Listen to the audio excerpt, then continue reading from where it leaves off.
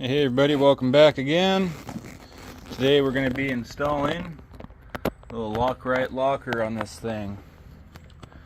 This will also be the first time I've pulled the pumpkin cover off and changed the fluid since owning the truck. Yeah, that was bad me being not a good mechanic, but you know, there are worse things. So, yesterday I cut the front half of this overload leaf spring off to fit the traction bar. This side I did off the truck. As you can see, it's cut off right there. But yeah, that had to be done because that bar, it would have hit. Now, the only other problem with those traction bars is, I'll see if I can zoom in on it. The end of the second leaf spring, right, come on, where you at, finger? Right there with that little rubber piece in between, that hits this outer bracket on both sides. So I tried putting a piece of rubber on the roll pin right there to see if that would contact the leaf spring first. It didn't. Here you can see the roll pin on this side. So I'm going to have to trim the sides of the leaf spring. No big deal. So let me set you guys up on the tripod here real quick, and let's see what we got inside this rear end.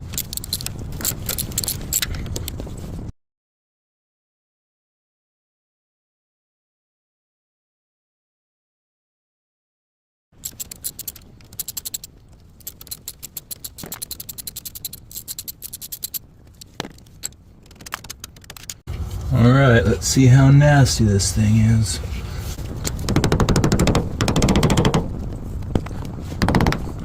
Well, it's looking like honey coming out of there, so hopefully it's not too bad.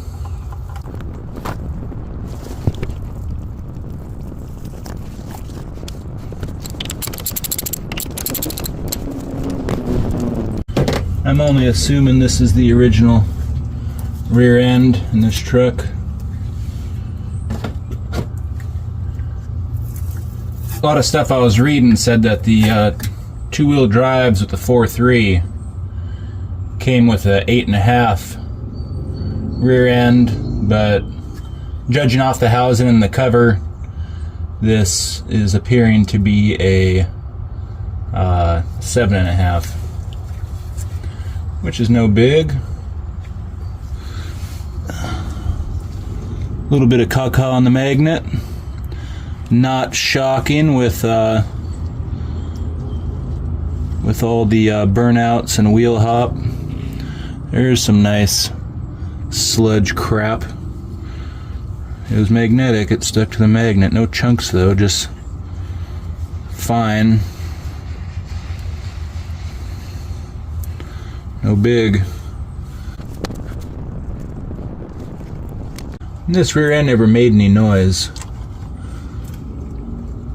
And I'd always planned on just pulling this rear end out and putting a posi unit in. So I was going through the instructions, and it looks like I'm lucking out because I have access to this cross pin for the spider gears. Some differentials, if the ring gear is too big, you have to pull the whole third member out. Using the good old handy Sure Shot.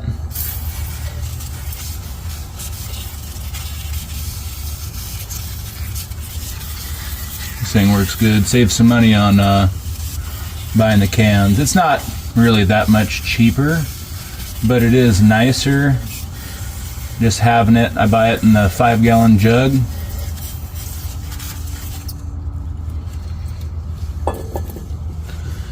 Another thing I'm going to do is go grab a paintbrush, so that way I can kind of clean off the parts with the brake clean in here, and then take off the e-brake so I can rotate this third member around.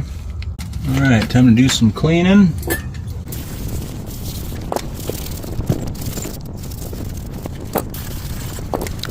This thing's done its fair share of peg leg burnouts.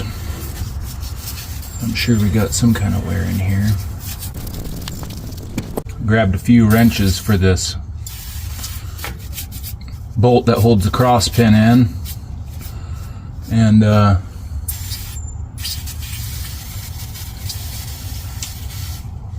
grabbed one kind of cool wrench. When was the last time anybody's seen a, let's see if it focuses, a JC Penney wrench? Too big, but still, JC Penney's.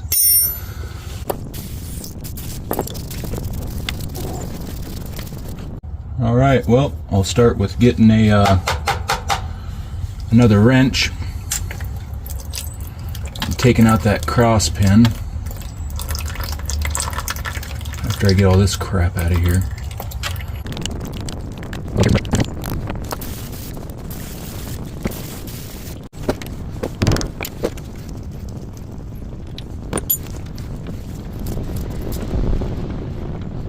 There's that cross shaft.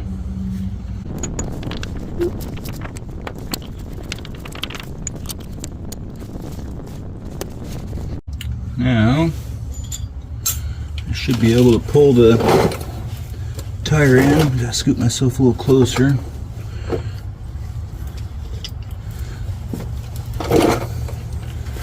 And try to remove the C-clip. There it goes.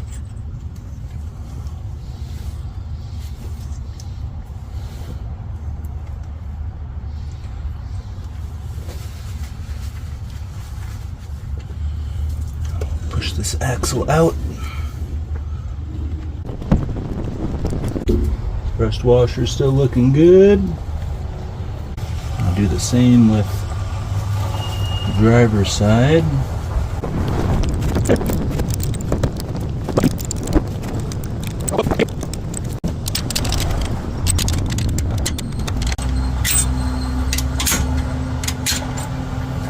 For whatever reason, this C-clip is not wanting to come out. That's one way of getting it out, I suppose. Wouldn't think that you'd have to do that, but it is what it is. No big.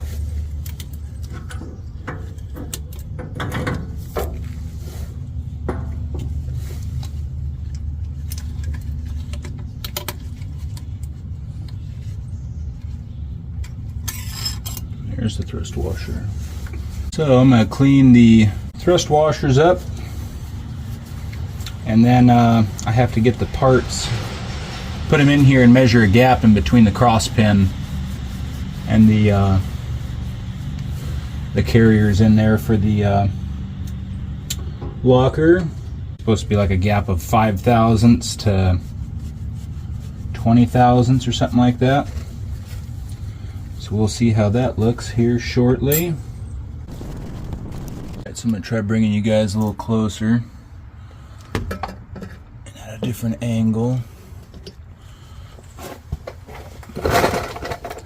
And this is my first time doing this, so we're learning together. But from what I'm understanding on the instructions is these side gears have to go in, C-clip has to go on, the cover has to go on it, pushed out, and then the cross pin that goes through. Need to have between 5 and 20 thousandths and no more than 8 thousandths difference between the two. So I'm going to put the thrust washers on. I just kept them on the side that they came off of.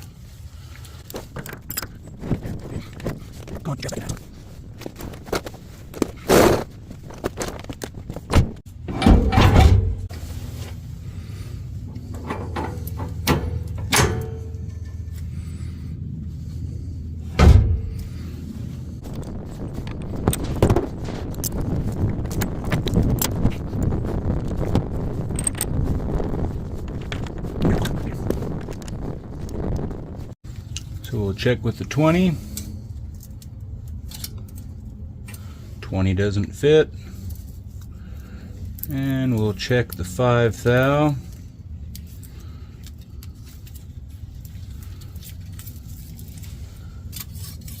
Definitely fits.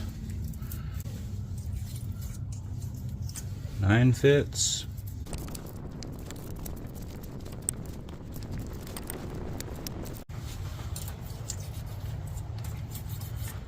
So it's looking like 13 and 13. They're pretty damn well even.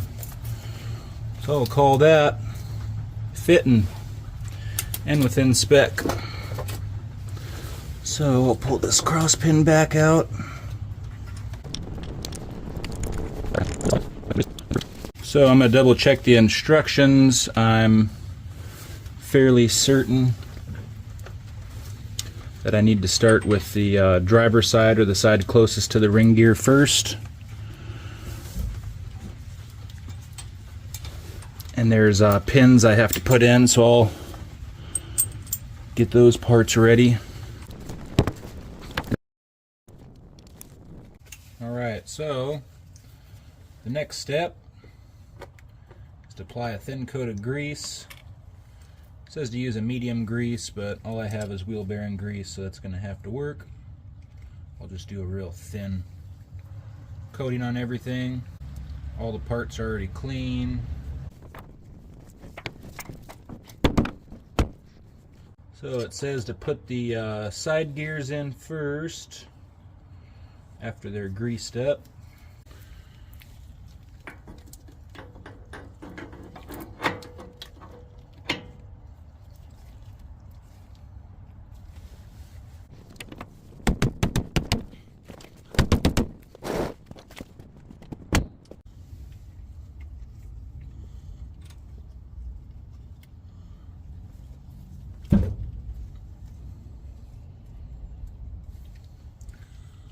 So these side couplers, you can see they have a small hole and a big hole. Now there's these pins I got to put in, have them sit about flush.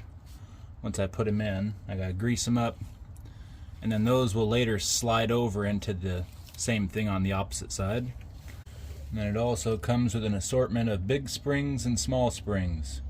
Small springs need to go inside the big springs. So I'll place this gear on.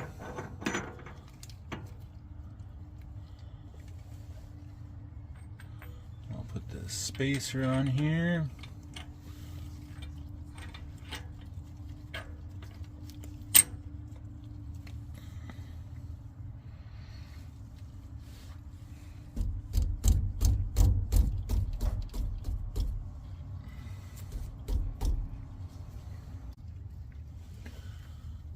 Get this sucker put in.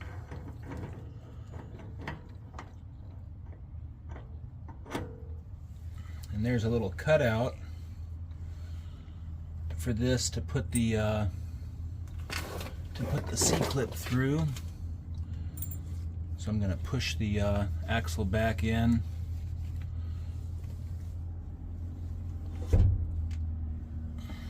Make sure that's seated.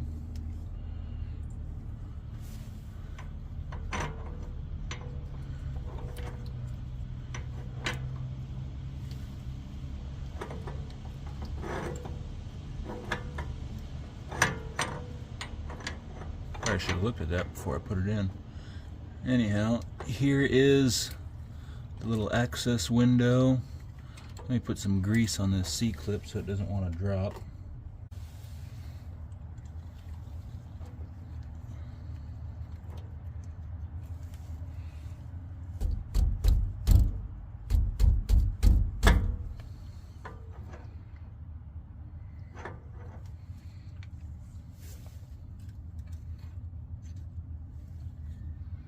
The C-clip fell down. Yes, it did. So I'm going to rotate that C-clip around till the gap's on the bottom.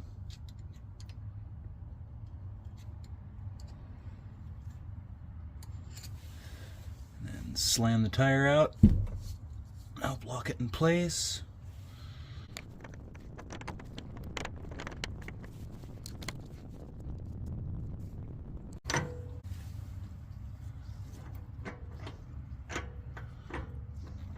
Oh, maybe I misread the instructions. Maybe I was supposed to put this in there first, because there's no opening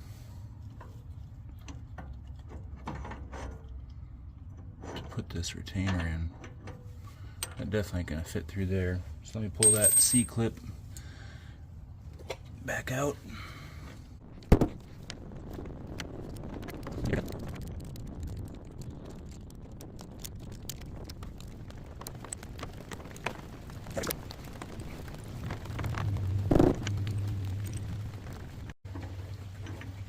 It's got these flat edges on here to be able to get it into the third member. All right, round two.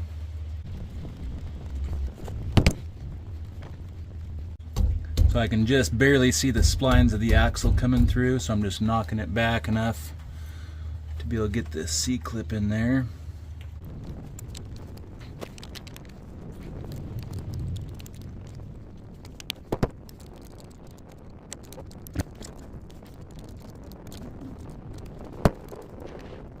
Okay, again, I'm keeping that gap down. Spin this around till this hole lines up and then push this cover on. These things should slide over. And I can't remember on the instructions if I'm supposed, I don't think I'm supposed to put the pin in yet. Like these are supposed to go in. And then the spring goes in here like so. I get my screwdriver and push this end in.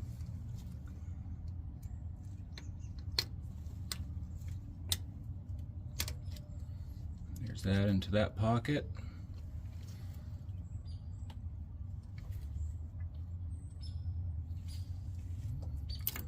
No.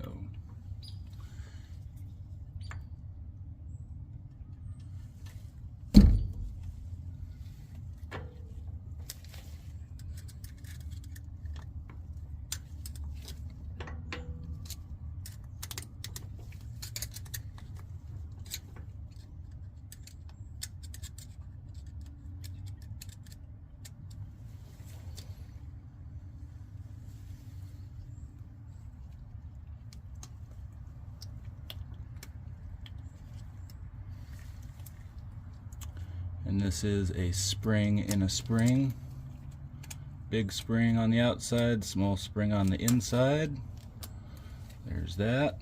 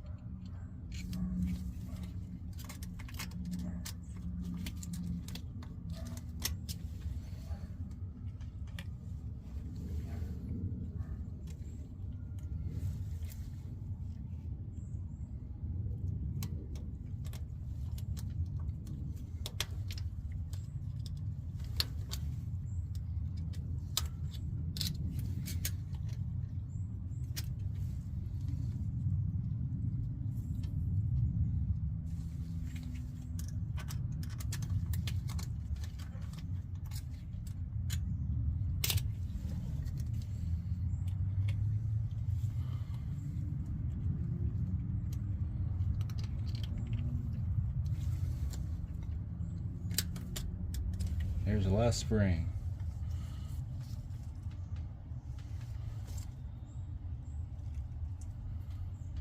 I'll turn the carrier.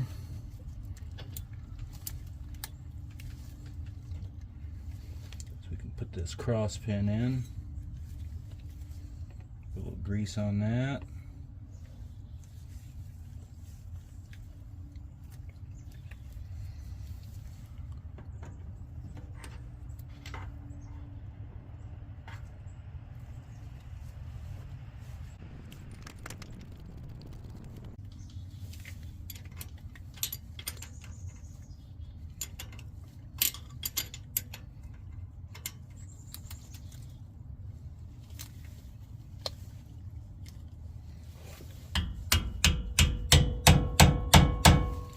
There's that tightened to spec.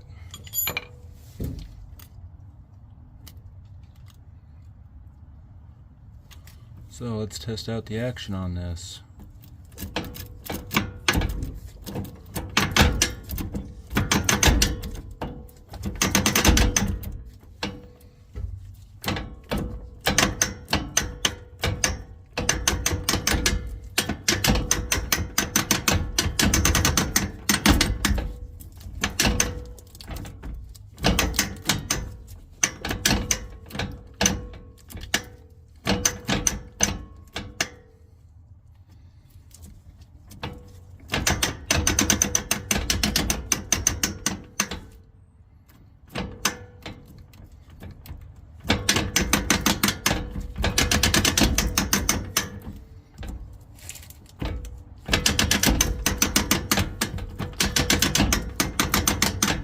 Cool. I'm gonna say that that's a success. Now in the instructions it does say that there is 25 degrees of play. So that's where that slop is right there. These holes on the windowed side, they're actually slotted side to side. So that play is designed to be in there.